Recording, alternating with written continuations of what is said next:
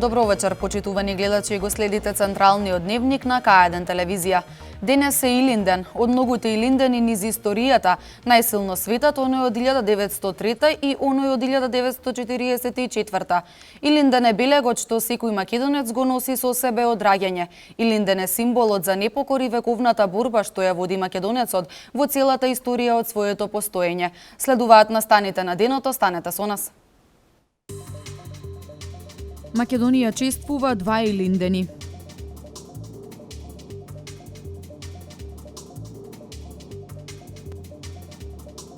Панко Брашнаров, борец за самостојна македонска држава.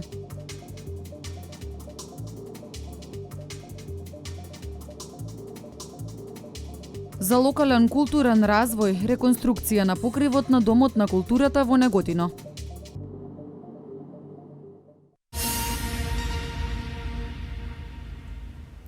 Македонија денес одново се наоѓа пред нова пресвртница, истакна председателот Ѓорѓе Иванов во обраќањето на централното чествување на Денот на Републиката 2 август на Мечкин камен во Крушево.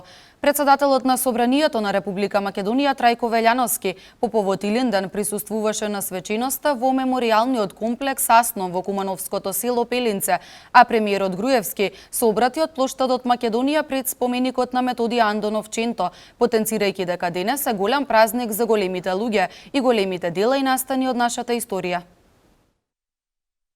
За илинденците таа повисока цел била слободата.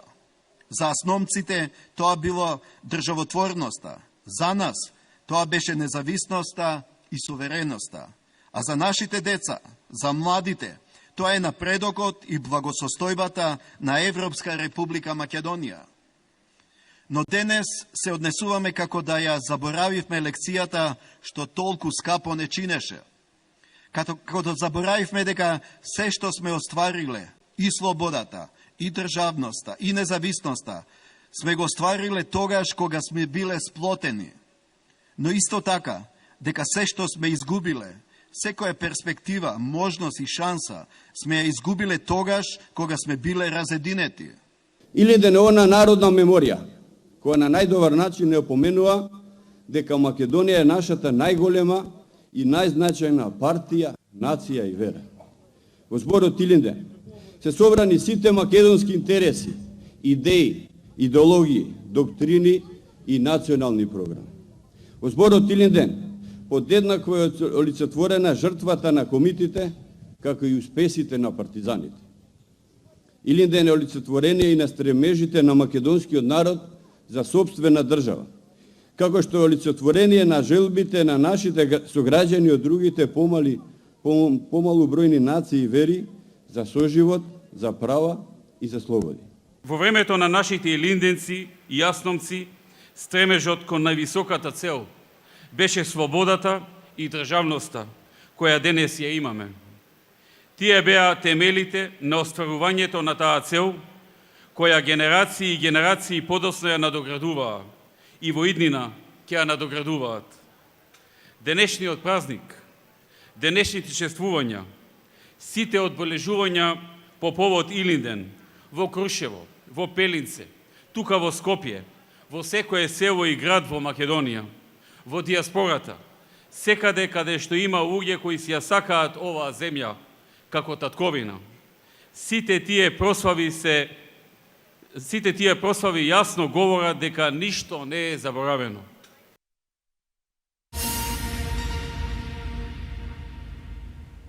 По повод 112 години од првиот и 71 година од вториот Илинден, пред спомениците на илинденците во Велес, денеска делегации положија цвеки и оддадоа почит на сите херои кои ги положија животите во илинденската епопеја и се залагаа за слободата и суверенитетот на Македонија.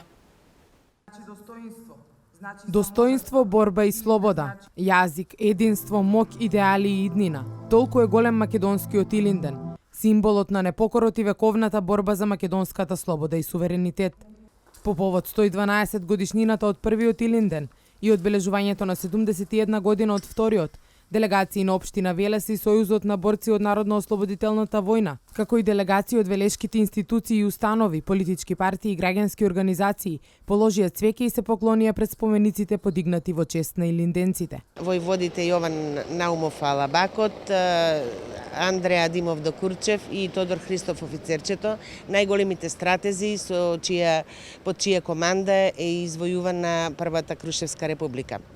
Вториот Илинден пак го карактеризира големиот народен учител Панко Брашнар, првиот председавач на заседанието на првото заседание на АСНОВ во Прохор Пчински. Поради залогот кој големите велешки војводи го направија за слободата и независноста која денес ја живееме, Велес има огромен долг кон историјата поврзана со двата најголеми македонски илиндени.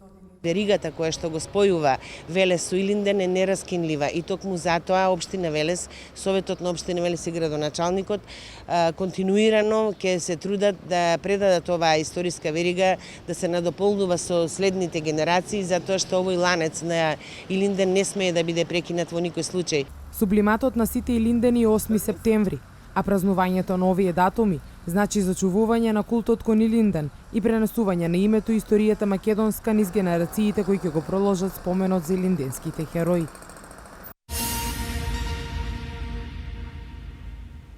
Најсилната врска меѓу двата Илиндена е народниот учител, човекот што го хранеше народот со лепи мудрост, воинот, маченикот и идеологот со апостолска мисија, Панко Брашнаров. Повеќе во прилогот на Дијана Иванова. Другари и другарки народни представители, во овој момент, во ово историско место Свети Отец Прохор Пчински и на овој историски ден Илинден, кога објавувам да е отворено првото антифашистичко собрание на народното ослободување на Македонија, душата ми е преполнена со радост и пред премрежените... Со овие зборови пред 71 година најстариот делегат, велешанецот Панко Брашнаров го отвори првото заседание на антифашистичкото собрание. Човекот кој бил сведок на двата Илиндена, цврсто верувал дека неговата борба за слободна независна македонска држава завршува со победата над фашизмот. Но во 1948 година Брашнаров повторно се наоѓа во состојба да се бори за независноста на родната татковина.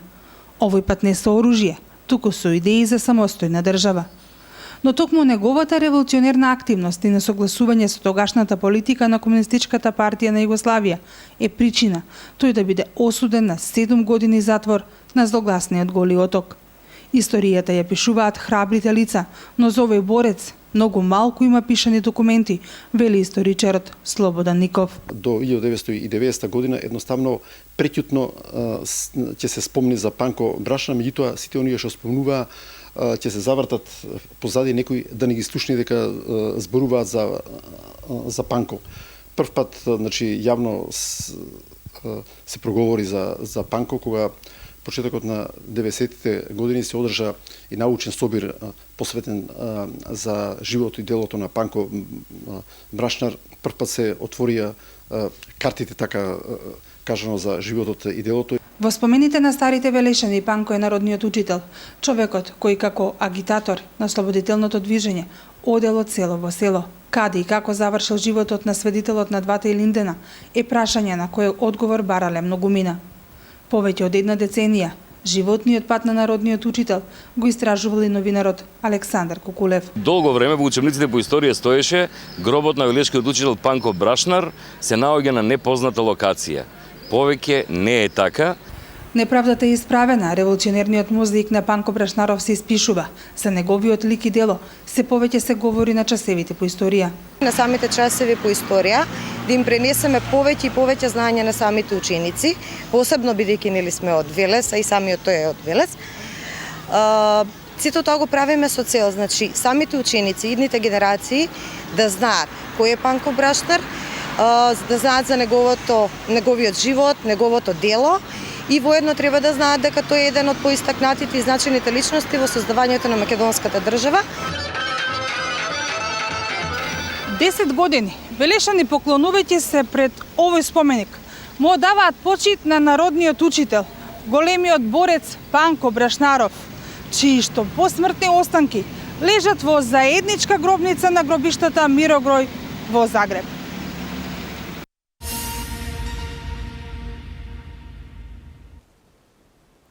Големиот фонд на документи кои ги поседуваат историските архиви се доказ дека тие представуваат чувари на македонската историја. Единствени документи кои не можат да се најдат во Државниот архив во Велес се документите во периодот после Илинденското востание.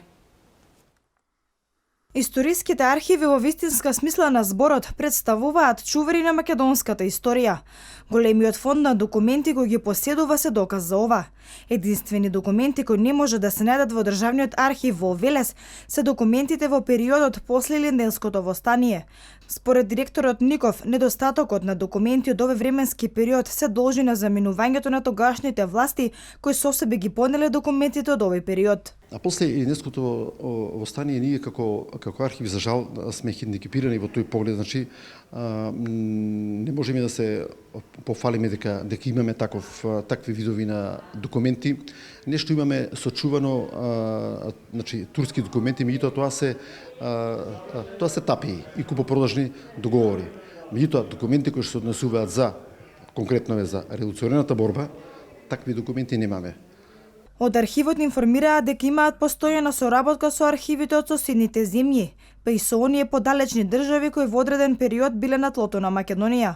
Тие се надеваат дека документацијата во периодот после Илинденското востание ќе успеат да ја пронајдат токму во овие архиви. Правиме напори како државен архив, за таа меѓудржавна соработка како архив, значи се потпишуваат договори да можеме да ги преземиме тие документи во копии. Оригиналите не ги даваат, значи во копии да ги преземиме, да можеме да ги имаме. Значи богатство е тоа големо. Според Ников, голем број на велешени действувале во тој период за по балканските војни да емигрираат во соседните држави.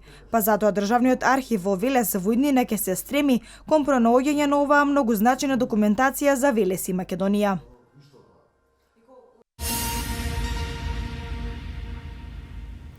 Според православната црква денес е Свети Илија, големиот македонски празник Илинден, кој во свеста на македонскиот народ најмногу асоцира на славното Илинденско востание на Крушевската република, сепак во својата основа го има Свети Илија. Според православната црква, денес е Свети Илија. Во народното верување Свети Илија се смета за клучар кој го отклучува или заклучува небото и го пушта или запира дождот, бидејќи се верува дека тој повела со летните грмотевици. Свети Илија бил евреин, живеел далеку пред Христа. Потекнува од градот Тесвит, пошто бил и наречен Тесвиќанец. Кога се родил, околу него татко му видел Божји ангели како го повиваат во оган и го хранат со пламен, што укажувало на неговата подоцнежна пророчка служба. Младоста е поминал во постојано богомислие и во молитва, често пати повлекувајќи се на пусти места. Прорекол многу настани и направил голем број чуда со силата Божја што била во него. Пред крајот на неговиот земен живот го избрал за свој наследник пророкот Елисеј, а потоа се вознесе на небото во огнена кочија. Се јавил пак при Христовото преображение, а ќе се појави и пред второто Христово доаѓање. Големиот македонски празник Илинден, кој во свеста на македонскиот народ најмногу асоцира на славното Илинденско востание и на Крушевската република, сепак во својата основа го има Свети Илија, лик од христијанската религија кој има значајно место и во народните верувања.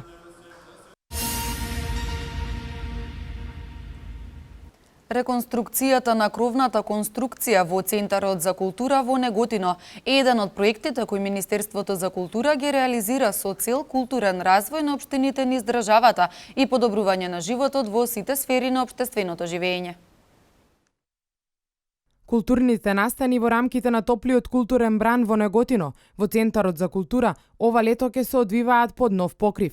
Кровната реконструкција на оваа национална установа е во завршна фаза. Министерството за култура за реализација на овој проект даде финансиска поддршка од 2.300.000 денари. Овие инвестиции на Министерството значително придонесоа за подобрување на квалитетот на животот на граѓаните и унапредување на состојбите во сите сегменти на функционирање, рече по тој повод министерката Елизабета Канчевска-Милевска. Исто така ќе има промена на електричната инсталација во самата институција, што навистина ќе ги подобри условите за работа во институцијата, инаку континуирано се поддржуваат голем број на проекти во сите три институции, во библиотеката во однос на дистрибуција на сите оние капитални проекти кои што ги поддржуваме, како и во делот на откуп на библиотечен фонд кој што е насочен кон сите библиотеки во државата. Локалниот културен развој е еден од приоритетите на ресорното министерство, зашто во изминатиот период во општините низ државата се реализираа бројни проекти од сите сфери на општественото живење. Навистина се трудиме максимално и при нашите посети во градовите и во институциите да ги посетиме и локалните се со цел да видиме што можеме да помогнеме во делот на инфраструктура, во делот на проекти кои што се значени за самите институции. Тоа континуирано го правиме, така и ја конструираме програмата за наредната година. Конкурсот за финансирање на проекти од страна на Министерството за култура за следната година ќе биде објавен во септември.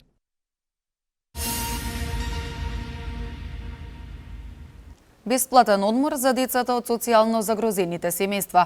Општина Кавадарци преку Општинскиот совет за превенција од малолетничко престапништво на Кавадарци реализира проект преку кој на летен одмор во Михајлово заминаа 19 деца од основните училишта од Општина Кавадарци. Општина Кавадарци преку Општинскиот совет за превенција од малолетничко престапништво во рамките на своите програмски активности по четврти пат го реализира проектот Летен камп Михајлово. 19 деца од основните училишта од Општина Кавадарци заминаа на летен одмор во Михајлово на Кожув планина.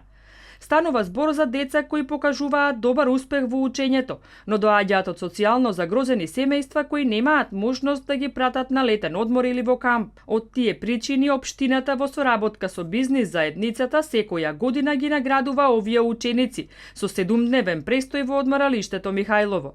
Изборот на децата кои ги исполнуваат критериумите го вршат стручните служби во училиштата преку педагозите и психолозите. Покрај општината, организацијата на летниот камп Михајлово 2015 финансиски ја подпомогнаа уште 7 кавадаречки фирми и поединци.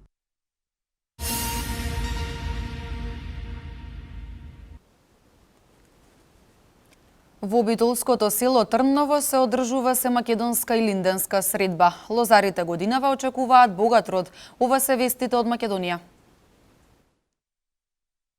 Во дворот на црквата Успение на Пресвета Богородица, во битолското село Трново, се одржа се македонска и линденска средба Трново 2015. Во заедничка средба во чест на илинденците се обединија 44-та светска македонска иселеничка средба и 35-та погранична средба на македонците од Егејскиот дел на Македонија. За организација на средбата се погрижија Матица на иселениците од Македонија, Сдруженијето на македонците од Егејскиот дел на Македонија Битола, Сојузот на македонците од Егеот Македон и Светскиот македонски конгрес. На почетокот на средбата, света архиерејска литургија отслужи митрополитот Европски Пимен, а се обратија вице-премиерот за економски прашања Владимир Пешевски и представници на организаторите. Лицата од диаспората учествуваат и се уште учествуваат во политичкиот живот на матичната земја и тоа е појава која е присутна во повеќе од 120 земји во светот. А искуството кое што го имавме со последните парламентарни избори, на кои што беа избрани 3 пратеници од диаспората, покажува дека на овој начин уште повеќе се засилува врската помеѓу матицата и граѓаните ни светот. Председателот на Светскиот македонски конгрес Тодор Петров на средбата прочита се македонска и линденска декларација за Македонија. Бараме владата и собранието на Република Македонија да ги отфрлат барањата за укинување на избирачкиот список и на изборните единици 7, 8 и 9 за македонските државјани кои се на превремена работа или престој надвор од Републиката. Повеќе културно-уметнички друштва со своите настапи се погрижија за забава на присутните во културно-уметничкиот дел од средбата.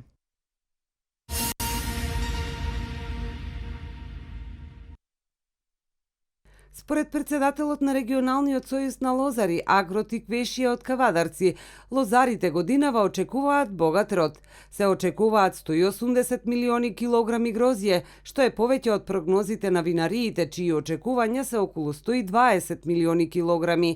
Аризанов смета дека поголемиот дел од винариите ги прават последните подготовки за откуп на грозјето. На одржаната средба со министерот за земјоделие, шумарство и водостопанство Михаил Цветков, лозарите разговарале за текот на подготовките за предстојниот откуп на грозје, квалитетот на гроздовите зрна и влијанијата на временските услови врз годинешниот род на виновите лози. Не се откриени откупните цени за килограм грозје кои се предложени. Аризанов вели дека годинава грозјето е со одличен квалитет, добар род, па затоа очекуваат добри цени.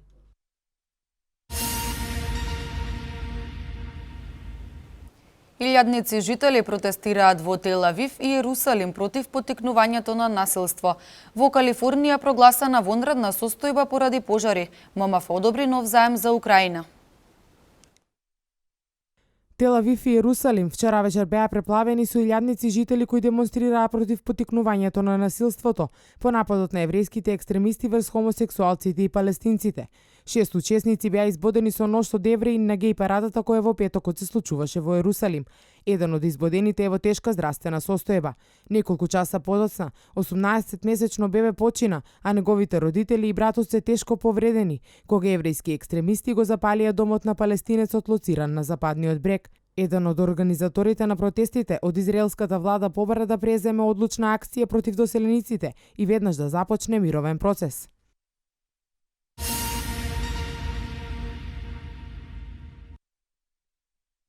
Околу 8.000 пожарникари се активирани во обид за гаснење на повеќе од 20 големи шумски пожари, кои го зафатија западниот дел на Калифорнија. Медиумите принесуваат дека многу од пожарите се предизвикани од гром, а сушата и високите температури дополнително ја отежнуваат работата на пожарникарите. Гувернерот Джери Браун прогласи вонредна состојба со образложение дека екстремните климатски услови претвориле големи делови од државата во брутален пекол. Вонредната состојба ќе овозможи побрзо распоредување на ресурсите во областите кои се зафатени од пожарите. Пожарот во округот Модок во североисточниот дел на оваа сојузна држава веќе однесе живот на еден пожарникар, а илјадници луѓе се принудени да ги напуштат своите домови. Во меѓувреме, пожарот кој во средата избувна северно до Сан Франциско веќе зафати површина од 9000 хектари и принуди 650 луѓе да ги напуштат домовите. Како што наведуваат медиумите, само 5% од овој пожар се под контрола.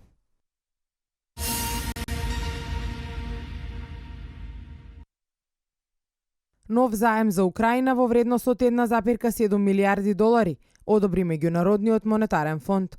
И покрај несигурноста поради големите долгови на земјата и конфликтот со сепаратистите поддржани од Русија, бордот на ММФ соопшти дека втората рата од кредитот за Украина ќе биде веднаш префрлена.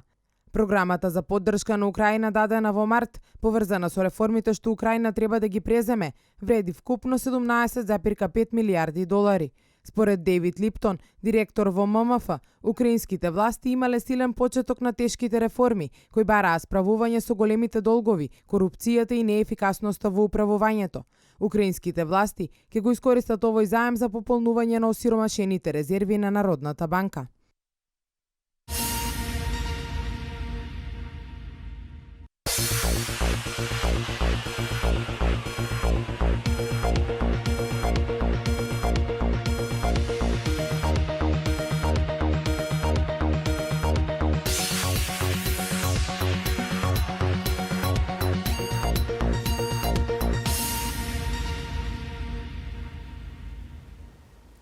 Младите ракометарки 15-то место на Европското првенство.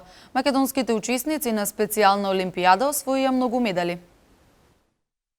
Женската ракометна репрезентација на Македонија, како што го започна Европското првенство за млади кое се одржува во Шпанија, така и го заврши. Со победата против селекцијата на Литванија тие го избегнаа последното место на шампионатот. Во првиот дел од надпреварот литванките имаа пренос од 4 гола, но во второто полувреме нашите ракометарки направија компретен пресврт и го добија надпреварот со резултат 29-27. Но Левска и Керамичева беа најпрецизни во нашиот тим и постигнаа по 6 погодоци.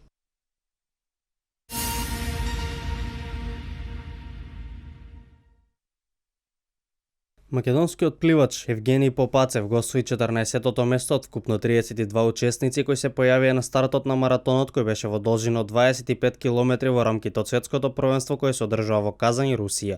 Тој патеката е мина за 5 сати 4 минути 43 стотинки. Со овој пласман Попацев го подобри најдоброто остварување на македонските пливачи, кој претходно беше во сопственост на Мирјана Бошевска од 2001 година, која во дисциплината 400 метри мешано го освои 15-тото место. Победник на маратонот беше италијанецот Симоне Руфини.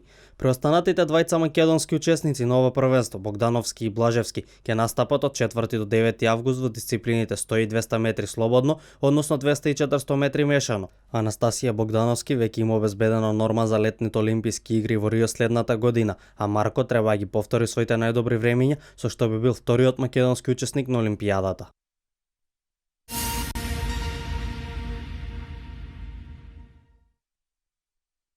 На специјалната олимпијада која се одржа во Лос Анџелес, македонската експедиција составена од 26 спортисти успеа да оствари одлични резултати со многуте медали кои ги освоија. Првиот медал за Македонија го освои Јована Павловиќ во пливање во дисциплината 50 метри слободен стил и се заќити со бронзен медал. Марио Мицковски го освои златниот медал во дисциплината 25 метри слободен стил, а во истата дисциплина Стефан Трпковски се заќити со бронзата. Атлетичарката Јулија Петровска беше златна во трката на 100 метри, а Себа Тајвази освои сребрени медали на 200 и 400 метри.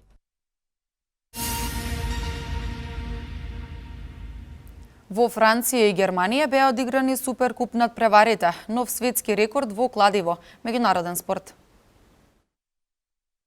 Пред почетокот на сезоната во недобрите европски лиги се игра традиционалното надпреварување помеѓу актуелниот шампион во домашното првенство и победникот во купот. Во текот на вчерашниот ден беа одиграни два вакви надпревари. Првиот, одигран во Франција, заврши со победа на Парис Сен-Жермен, кој славеше против екипата на Олимпик Лион. Тие со головите на Ориери и Кавани во 11-тата, односно 17-тата минута, уште во првиот дел од надпреварот го решија името на победникот. Вториот надпревар помеѓу екипите на Бајер Минхен и Волсбург беше многу понеизвесен. По водството на Бајер со голот на Робен во 49-тата минута, Волсбург преку заборавениот Бентнер во самата завршница на мечот во 90-тата минута успеа да го изедначи резултатот. Во пенал серијата единствен кој промаши од белата точка беше Чаби Алонзо. Ова е прв трофеј за екипата на Волсбург во ова надпреварување.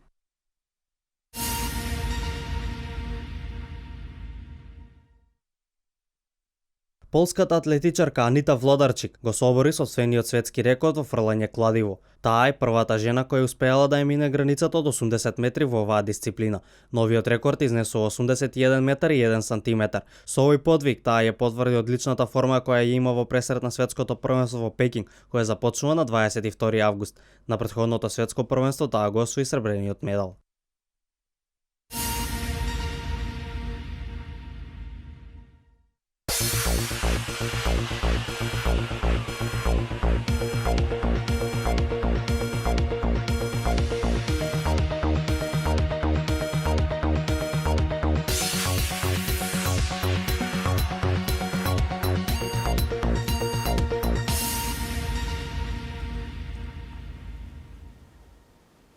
Времето денеска беше претежно сончево и топло. За утре се најавува слично време со можност за развој на нестабилност и локални врнежи од дожд. Еве ги деталите.